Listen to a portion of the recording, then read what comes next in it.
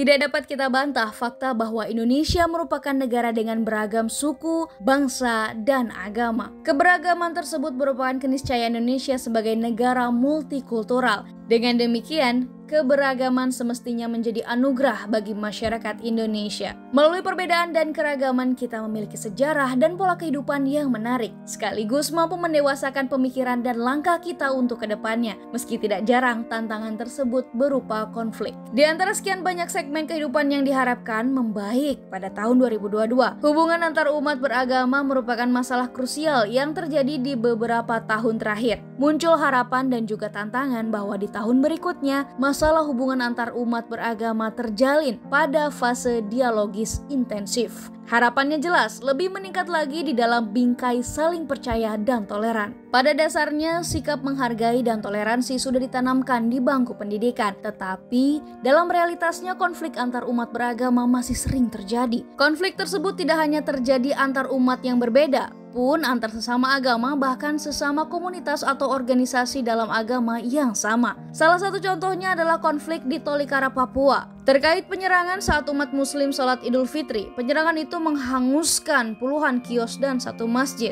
Multikulturalisme menimbulkan kesenjangan antara mayoritas dan minoritas, sehingga kerap menimbulkan sikap fanatisme, eksklusivisme, sektarianisme, privilege politik, dan berujung konflik. Agama sebagai nilai sentral dalam kehidupan masyarakat membuat manusia dalam bertindak tidak bisa lepas dengan agama. Cara pandang masyarakat terhadap agama juga memengaruhi tingkah laku masyarakat dalam bertindak. Fakta tersebut menjadikan intoleransi menjadi problem terbesar di tengah beragamnya umat beragama. Jika dianalisis lebih dalam, persoalan yang muncul dari usaha merajut keragaman di dalam sistem religi yang majemuk tidak terletak pada peranti hukum yang menaungi komunitas beragama. Penentu atau tepatnya pelaku utamanya adalah umat beragama itu sendiri. Artinya, harmonis tidaknya hubungan antar umat beragama ditentukan oleh para pelaku agama itu sendiri. Sehingga untuk mencapai hubungan antar umat beragama yang harmonis, yakni perlunya pribadi dialogis. Pribadi ini adalah mental yang dapat menjadi modal dasar seseorang untuk mampu melakukan dialog antar umat beragama sebagai wujud relasi sosial. Dalam ilmu sosial terdapat teori interaksi sosial yang artinya dalam masyarakat terdapat kontak secara timbal balik atau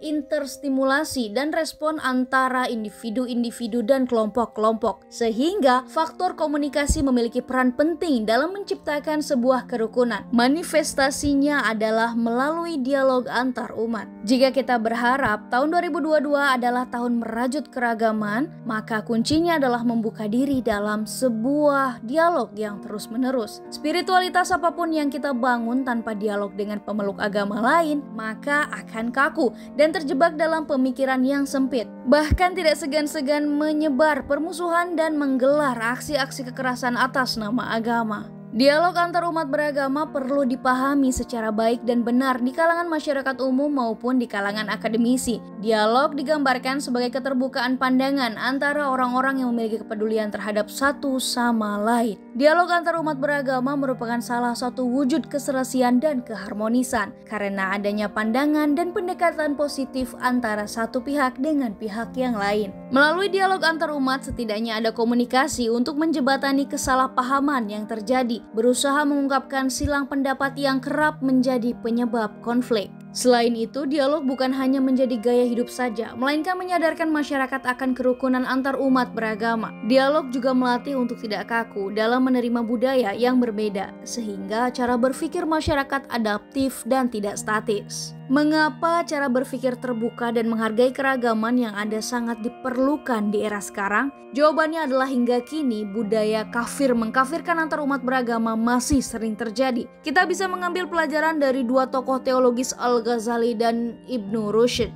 mengenai perbedaan pandangan mengenai filsafat dan kritik terhadap beberapa pandangan keilmuan. Dari perjalanan historis kedua tokoh di atas dapat diambil hikmah bagaimana kita menyikapi suatu perbedaan pemikiran. Perbedaan tersebut mengajarkan kita untuk menggunakan akal dan didasari oleh keimanan. Diperlukan observasi, dipilah dari terbaik yang terbaik dan bukan berdasar keyakinan. Maka dialog antar umat beragama bisa menjadi solusi dan upaya preventif menanggulangi perbedaan yang ada. Dialog antar umat menjadi pilihan alternatif ideal di tengah masyarakat yang plural. Lebih penting lagi, Orientasi dalam dialog bersifat koeksistensi ke proeksistensi. Koeksistensi artinya mengutamakan terciptanya toleransi, sedangkan proeksistensi mencari persamaan doktriner, tradisi, semangat, dan sejarah. Juga berupaya mencari unsur-unsur yang meliputi perbedaan dan hal-hal yang menyimpan konflik. Tokoh sosiolog Jose Casanova mengatakan bahwa kehadiran agama di ruang publik merupakan sesuatu yang tidak terelakkan. Dalam karyanya, Public Religion 1994 menunjukkan dengan jelas fakta bahwa di zaman postmodern, tradisi keagamaan di berbagai belahan dunia, termasuk negara yang mengalami arus deras sekularisasi, menolak menerima peran marginal mereka dalam ranah privat. Sehingga di era disrupsi sekarang, fenomena deprivatisasi agama terjadi. Agama masuk kembali ke ruang publik untuk mengambil bagian dalam proses kontestasi dan legitimasi wacana. Hal ini akan menjadi tantangan sekaligus peluang dalam kehidupan beragama masyarakat. Kehadiran agama di ruang publik seharusnya menjadikan wadah dan memberikan kesempatan kepada siapapun untuk mengajukan tafsir agama dan problematika yang diyakininya. Sehingga dialog antar umat beragama bisa menjadi solusi penyelesaian konflik antar umat beragama dan menciptakan kerukunan masing-masing umat beragama. Lalu, dialog seperti apa yang diharapkan dalam ruang publik? Kerangka aksi komunikatif atau communicative action yang digagas sosiolog Habermas relevan dalam konteks ini.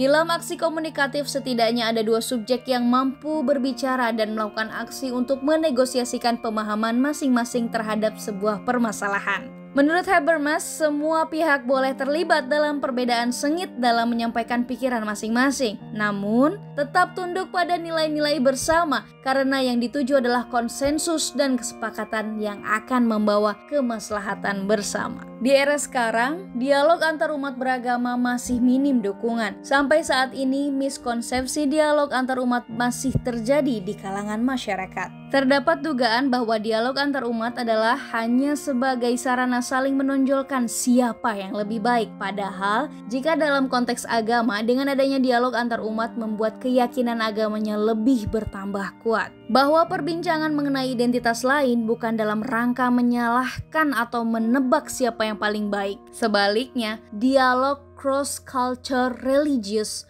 justru untuk mempertegas garis keragaman yang mesti dirawat dan dilestarikan. Upaya menciptakan kerukunan antar umat beragama bisa dimulai dari kesadaran diri sendiri. Kesadaran untuk terbuka dalam dialog diperlukan untuk siapa saja yang ingin menjalin pertemanan lintas budaya dan agama. Dialog antar umat beragama akan meminimalisir setiap umat beragama yang masih pada pemikiran logika biner. Agama saya benar, jadi agama lain salah. Sehingga dialog antar umat beragama merupakan salah satu cara untuk merawat keberagaman kerukunan Indonesia.